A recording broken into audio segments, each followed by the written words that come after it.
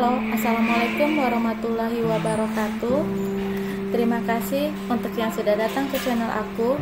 Kalau belum subscribe, tolong jangan lupa di subscribe, kemudian bunyikan lonceng, dan jangan lupa kasih like serta komentar biar aku makin semangat ya. Hanya pengganti episode 190. Jangan berhubungan lagi.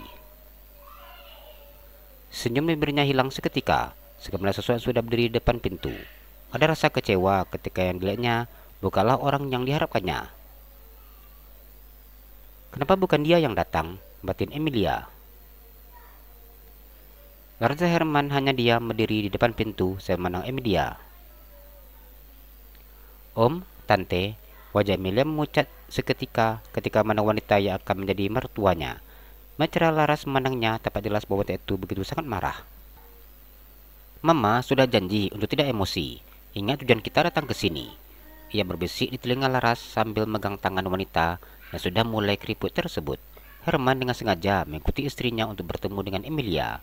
Ia tidak ingin istrinya meluapkan emosinya. Laras diam, saya suaminya mengingatkannya. Om, Tante, Emilia dengan sopan menyelami tangan pasangan suami istri yang berdiri di depannya. Sampai saat ini ia masih tidak tahu alasan pasangan suami istri itu datang.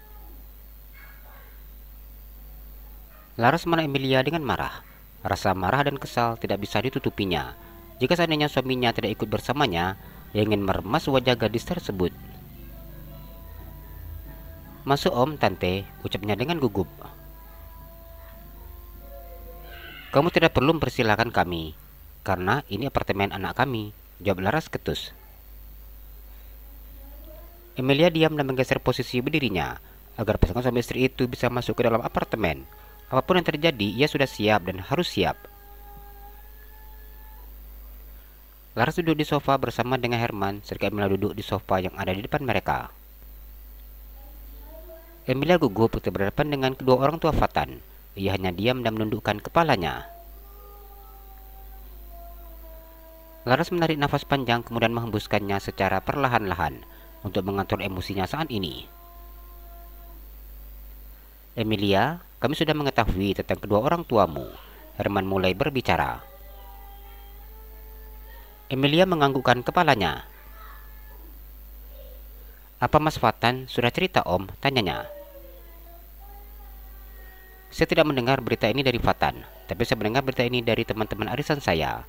Jelas Laras. Saya minta maaf Tante, Emilia berkata tanpa berani untuk menatap mata Laras. Seperti apa yang dirasakannya saat ini tidak bisa diucapkannya dengan kata-kata. Keluarganya hancur, masa depannya hancur, hidupnya hancur. Tidak ada yang bisa dipertanyakannya lagi. Bersyukur hingga sampai sekarang ia masih memiliki pekerjaan. Orang-orang yang menyerang orang tuanya belum sampai datang ke showroom tempat kerjanya. Saya tidak menduga bahwa keluarga kamu seperti itu. Saya bersyukur semua ini terungkap sebelum kamu menikah dengan anak saya. Laras berkata dengan nada suara yang tinggi. Emilia hanya diam mendengarkan. Tidak mungkin dirasakannya bila ia menjelaskan alasannya melakukan ini semua. Mengingat itu adalah akan membuat nama kedua orang tuanya semakin jelek. Apa tujuan kamu masuk ke keluarga kami? Apa karena uang? Tanya Laras. Tanpa ragu Emilia menganggukkan kepalanya. Perusahaan Papa diambang kebangkrutan, dan saya membutuhkan uang agar bisa menyelamatkan Papa dari jeratan hukum. Setidaknya tutup lubang gali lubang. Laras merasakan jantungnya berdegup dengan cepat. Dadanya juga panas menahan rasa emosi. Saya tidak menduga bahwa mama kamu yang saya anggap sahabat ternyata ingin memanfaatkan saya dan anak saya. Emilia hanya diam tanpa menjawab. Sudahlah, tidak usah dibahas lagi. Saya datang ke sini untuk minta kamu keluar dari apartemen anak saya. Alhamdulillah, anak saya memiliki pilihan gadis lain. Kami berencana untuk melamar gadis itu.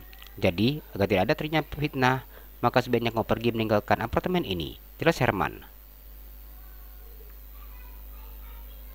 Hati yang terasa sakit bagaikan ditusuk belati ketika mendengar penuturan dari Herman. Namun Emilia tidak bisa berkata apa-apa.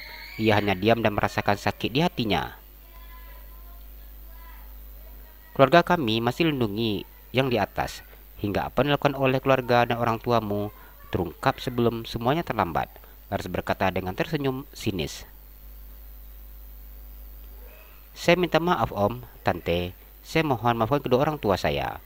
Saya tahu saya yang salah. Saya tahu mama dan papa saya juga bersalah. Kami memang benar-benar bersalah. Saya minta maaf.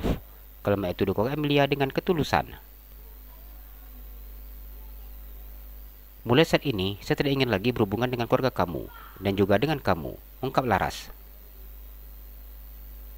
Emilia menang Laras dan kemudian menganggukkan kepalanya.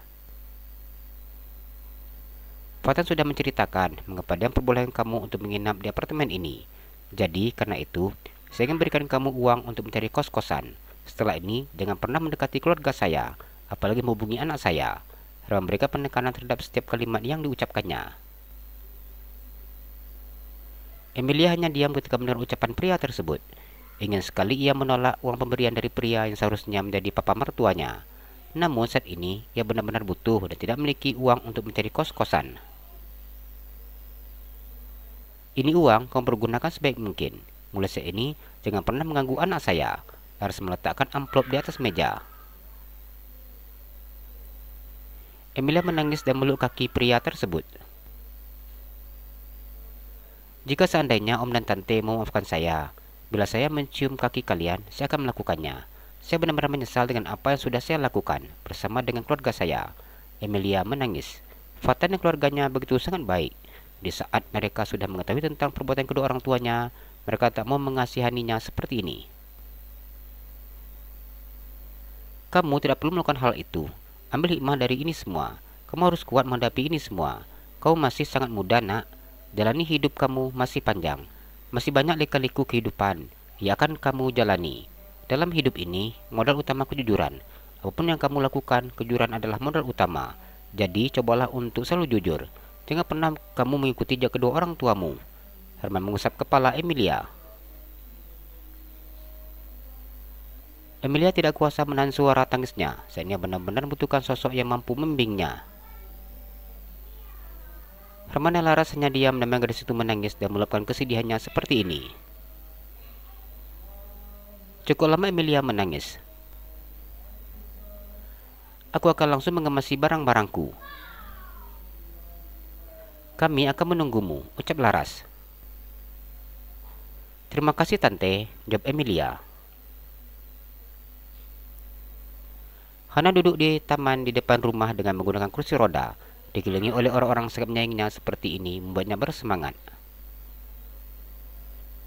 Kalau mau jalan gak apa-apa, ayo mau pegang tangannya, Mita tersenyum menang Hana. Masih nyaman duduk di sini, Ma? Hana tersenyum nyengir. Makin males ya kalau sudah seperti ini, Mita tersenyum. Udah itu mengusap kepala menantunya. Iya, Ma, sebenarnya hanya pengen ke penjara. Liatin Kak Berliana sama Mama Susi, ungkapnya. Jangan aneh-aneh, nak. Ini perut sudah besar sekali. Jalan aja pakai kursi roda. Apa tidak malu datang ke sana dengan kursi roda seperti ini? Bisa-bisa diketahui sama orang itu, larang Mita. Hana menganggukkan kepalanya. Nanti dikira mereka, Hana berpenyakitan lagi. Hana maju ke bibirnya. Ia tidak ingin diejek dan tertawakan oleh kakak tiri dan mama tirinya. Iya, makanya nggak usah aja. Mita melarang secara tidak langsung. Iya, Ma. Hana juga sering lihat video Mama Susi dan Kak Berliana dikirim sama pengacara Effendi. Kondisi mereka di sana sangat baik. Jadi jangan pikirkan. Sekarang, yang Hana pikirkan adalah calon cucu Mama. Ingat, tidak boleh stres. Mita mencubit hidung menantunya. Dengan cepat Hana menganggukkan kepalanya. Kenapa sampai sekarang kasusnya enggak masuk ke persidangan sih, Ma? Apa sudah tanya ke Davin? Tanya Mita. Hana menganggukkan kepalanya. Davin mengatakan apa? Katanya masih ada bukti-bukti yang belum terkumpul. Kalau gitu, kenapa nanya lagi? Mita tersenyum dan mengusap kepala Hana dengan penuh kasih sayang. Hana kirain Om sudah dapat informasi terbaru, jawabnya. Belum, masih sama seperti yang Hana tahu, jawab Mita. Hana kasihan lihat Mama Susi dan Kak Berliana. Mita diam menang menantunya. Seandainya Hana mengetahui apa yang telah diperbuat oleh mama tirinya, maka sudah pasti menantunya tidak akan merasa belas kasihan terhadap wanita tersebut.